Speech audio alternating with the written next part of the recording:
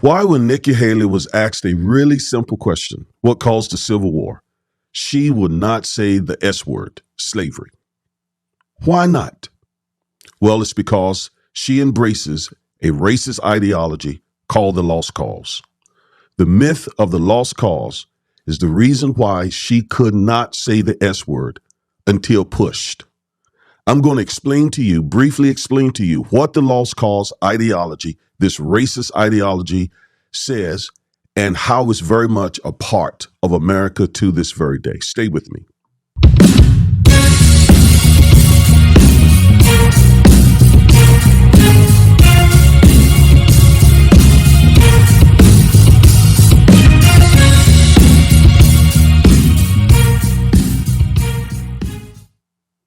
Hello, I'm attorney Augustus Corbett, one half of the Defiant Lawyers. And each and every week, we bring you at least one legal analysis of some trending story having to do with politics, policies, personalities, or pop culture to empower you with the information you need to defy an unjust legal system and to nullify systemic racism. Nikki Haley, who is the former governor of a Confederate state, South Carolina, and the former U.S. ambassador to the UN, couldn't answer this really simple question. She grew up in the South. She very much knows that slavery caused the Civil War, but she couldn't see it because her constituency and she embraces the myth of the lost cause.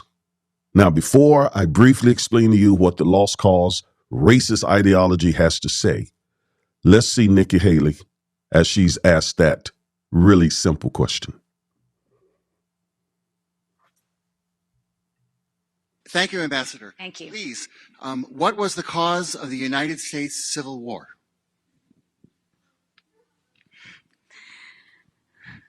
Well, don't come with an easy question or anything. I mean, I think the cause of the Civil War was basically how government was going to run, the freedoms and what people could and couldn't do. What do you think the cause of the Civil War was? I'm sorry?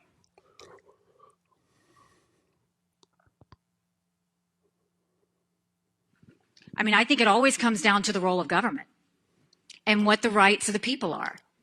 And I will always stand by the fact that I think government was intended to secure the rights and freedoms of the people. It was never meant to be all things to all people. Government doesn't need to tell you how to live your life. They don't need to tell you what you can and can't do.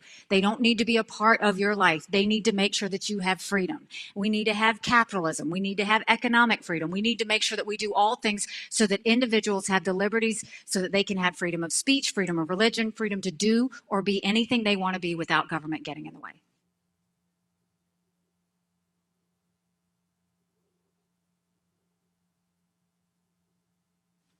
What do you want me to say about slavery? Next question. Yeah, so you saw how she completely, totally mishandled that question because she knows that the votes from the people that she want, they would not vote for her if she just admitted that the Civil War was the result of the institution, the terrible, awful, racist institution of slavery. They know that Nikki Haley would not represent their best interests unless she is an adherent of the myth of the lost cause. Now, in a subsequent interview, she tried to fix it up, but she really didn't do much better. And in fairness, I'm going to play that interview so that you can see what she said then. Last night I was asked about the Civil War and what I think of the Civil War, what was the cause of the Civil War. Of course, the Civil War was about slavery. We know that. That's unquestioned, always the case. We know the Civil War was about slavery. But it was also more than that. It was about the freedoms of every individual. It was about the role of government. For 80 years, America had the decision and the moral question of whether slavery was a good thing and whether government economically culturally, any other reasons, had a role to play in that. By the grace of God, we did the right thing and slavery is no more. But the lessons of what that bigger issue with the Civil War are is that let's not forget what Well, we came don't out need to of play it, all of which that is because, government's she role, is basically individual liberty. just contradicting herself. She is trying to say what she knows she needs to say politically. She is at the same time trying to embrace the lost cause mythology, this racist ideology. So she did mention that time the word slavery, but it's only because of the pressure, the backlash that she experienced. She is definitely one who embraces the lost cause racist ideology. And she has to because of the people that she wants to support her, the GOP, white conservatives. Many of them are white supremacists. And they absolutely embrace the lost cause ideology. Now, many of you may never have heard of the lost cause ideology, or you may not fully understand it and how it plays into the American political scene today. Well, I'm going to try to explain it to you in a brief moment here, if you'll just stay with me.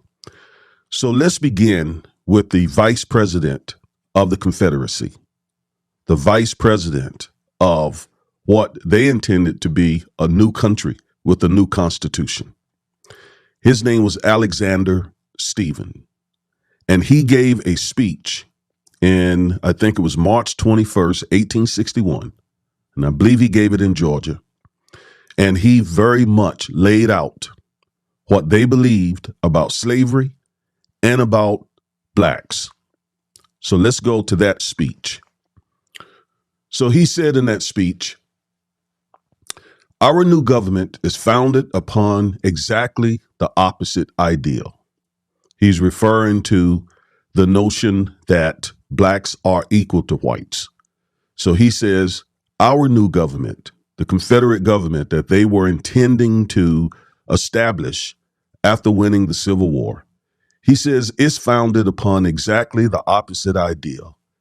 Its foundations are laid, its cornerstone rests upon the great truth that the Negro is not equal to the white man.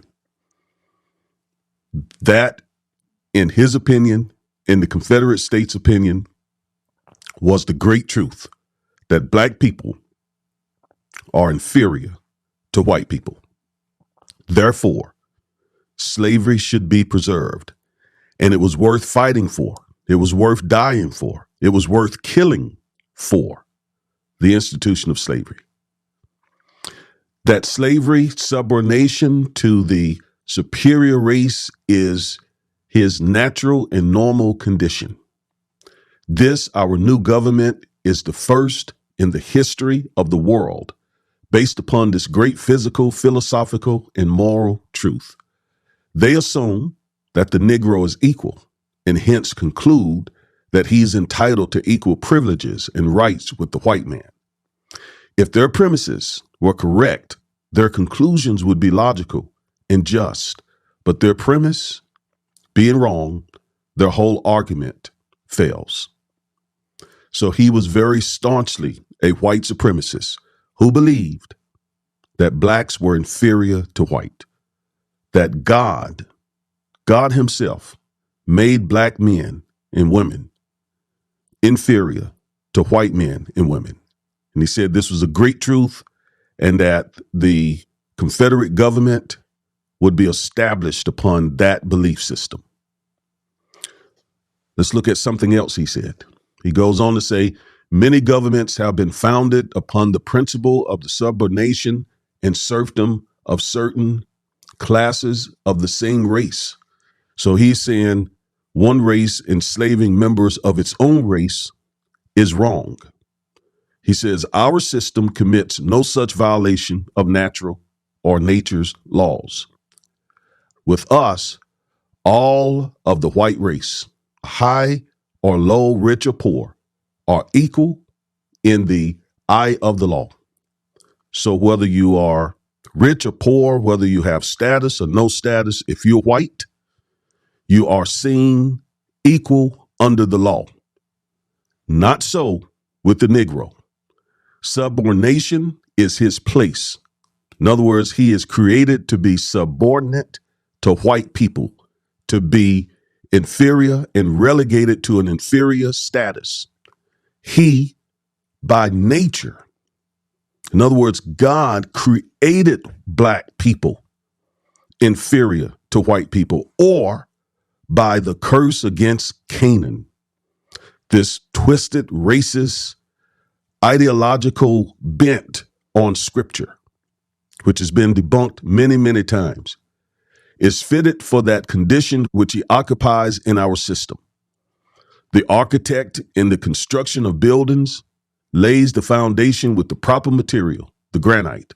Then comes the brick or the marble. So he says, black people by nature, biologically, mentally, emotionally, physically, in all respects, are inferior to white people. They are subordinate to white people and should therefore be enslaved. In other words, black people are less than humans. That was the premise that the Confederate States was founded upon. And it was the premise and the foundation of slavery. So for Nikki Haley to say that the Civil War was not all about slavery, it is just amazing that she would say such a thing. Now, the lost cause. Against that backdrop, the lost cause was developed because we know the Confederate States lost the Civil War. And that was a big blow. That was an embarrassing blow for those Confederate states, because here they are saying that God created blacks inferior. So if that's the case, then certainly God would give them victory during the Civil War. Well, they lost the Civil War, and they lost it big time. They lost it big time. And so they had to explain this. How could they lose the Civil War if black people are inferior by nature or cursed to an inferior status? Certainly then God would have given them victory during the Civil War. But God did not give them victory because the whole premise is a lie. But they had to explain it. They had to explain it. And they explained it with this racist ideology called the lost cause. Now, let's go back and read some information from this author, Edward Bone Kemper. He wrote the book, The Myth of the Lost Cause: Why the South Fought the Civil War and Why the North Won. So he says in this book, the myth is a collection of fictions, lies, and component myths that purport to explain why much of the South succeeded from the Union and why the Confederacy lost the Civil War. It is important to understand because that myth came to dominate the historiography of the Civil War for most of the next 150 years.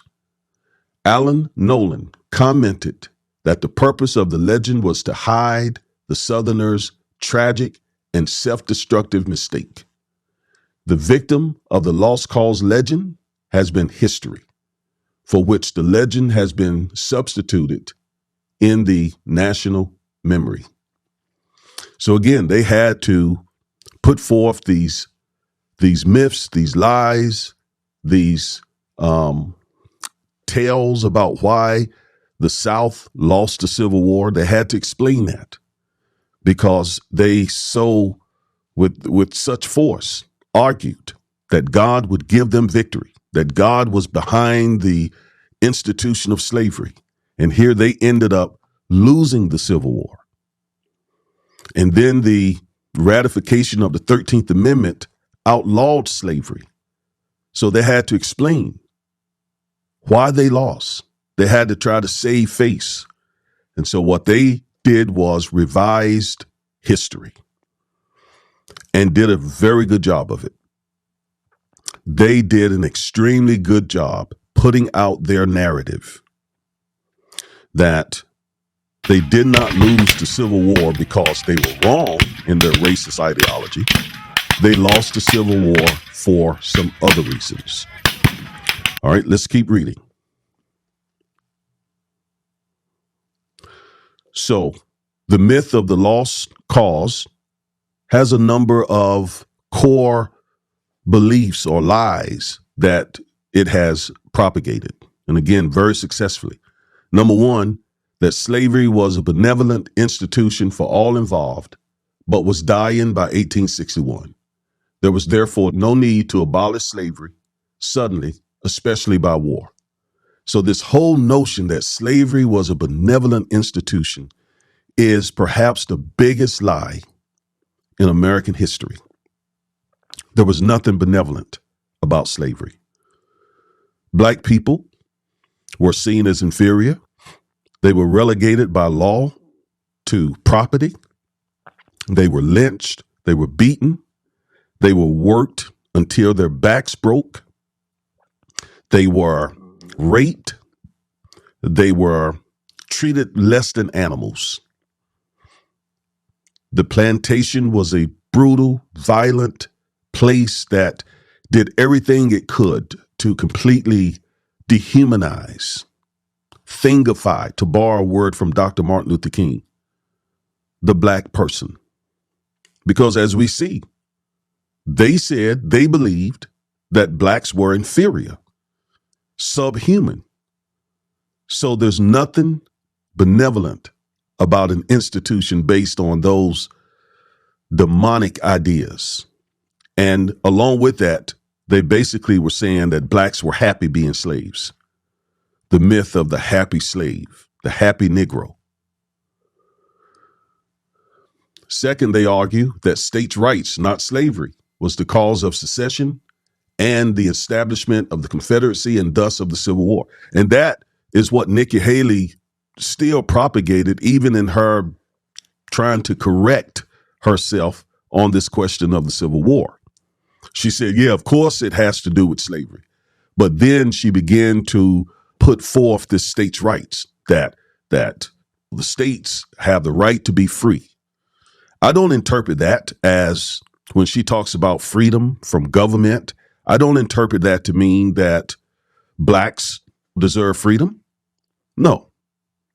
What she was saying is the states have the right, the freedom to enslave people. That was a very clever way to say, okay, yeah, it's about slavery just to appease the naysayers. But my core constituency understand when I talk about freedom, I'm talking about states' rights. That's a dog whistle. So it was really no better than her initial statement. I would have appreciated that she just stood her ground and just said, hey, I don't think the Civil War was about slavery. I would have respected that a whole lot more, because she's just being straight up instead of now lying to us in our face. The lost cause says the Confederacy had no chance of winning the Civil War and did the best it could with the limited resources it had. So, yeah, they say that because they got to justify the loss. Because remember, Alexander Stephens said that God ordained this. God ordained this, and they or no one else can question what God ordained. Like an architect, he laid the foundation and then he put the bricks on top of it, the marble on top of it. So surely God would give them victory. But they said, nah, we couldn't win that war, even with God's help, because we didn't have the resources the Union Army had. Now, what sense that makes? I mean, God has all resources in his hand. It was a lie from the jump street. Lost Cause says Robert E. Lee was one of the greatest generals in history. How can that be? He lost their core war. How can that be? They said James Longstreet caused Lee to lose the Battle of Gettysburg and thus the Civil War. Blame somebody else. That's what Nikki Haley did, by the way, right? She blamed the questioner. You know, he's a Democrat plant. Whether he's a Democrat plant or not, There is a very simple answer to that question, but she can't give that simple answer because she embraces the myth of the lost cause, which is a racist ideology that is held by most of the people that she wants to vote for her. Grant was an incompetent butcher who won the war only by brute force and superior numbers. Well, look, that's how wars are won. The person who has the biggest guns and is able to have this sort of overwhelming force, that's how they defeat their enemies. The Union won the war by waging unprecedented and precedent-setting total war. Well, yeah, again, that's how wars are won. All right. The lost cause has become a part of America. It is the reason, for example, we have all these Confederate monuments and buildings named after Confederate generals. There are thousands, maybe tens of thousands of those monuments to the Confederacy, a failed insurrection and evil and racist. You heard it for yourself. Yet the country got all these monuments, bridges, buildings, and so on in honor of the Confederacy.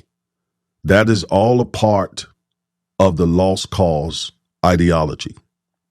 So the South was determined to create this narrative that explained away why slavery was abolished, why the Civil War was fought. Wasn't about slavery.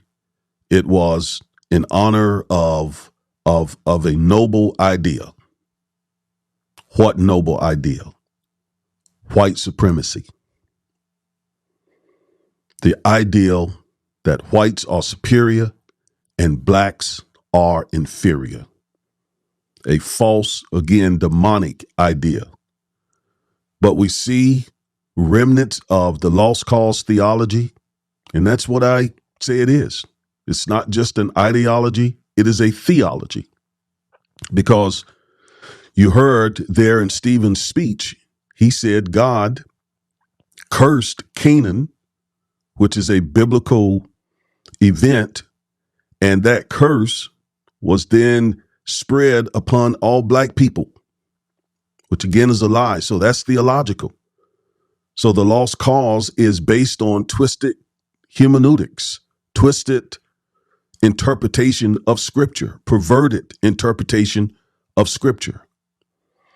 Yet the lost cause myth is deeply ingrained in the American psyche.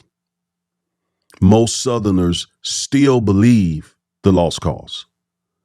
A lot of the GOP politicians obviously believe the lost cause. They don't even hide it, especially with Trump on the scene. You know, as he's talking about immigrants poisoning the blood of the country. That's classic racism. It's the same ideology as blacks are inferior, and therefore we got to segregate them because we don't want their blood, their inferior blood, being mixed with our superior blood. Now, I'm not saying that we shouldn't have strong borders, that we should not reform our immigration policies and system. We should. Obviously, there's a mess on the southern border. But to say that immigrants or foreigners or non-white people poison the blood of the nation is textbook racism and is based on the myth of the lost cause. And yes, the GOP is a strong adherent. Most of the GOP politicians embrace that idea.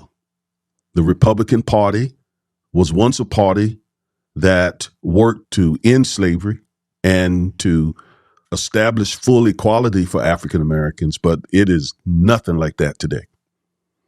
The Dixiecrats, who actually enslaved blacks and fought in the Civil War for the preservation of slavery, left the Democrat Party and became a part of the Republican Party. But anyway, Nikki Haley could not say slavery because she is an adherent of the myth of the lost cause, as well as most of the GOP itself all embrace this racist ideology called the lost cause. All right, I am attorney Augustus Corbett, one half of the Defiant Lawyers, and we appreciate your support. If you're not a subscriber, please subscribe, like, share, comment, and like I said, click the bell so you'll get notified when we upload one of these videos. Until the next time, you have a good one.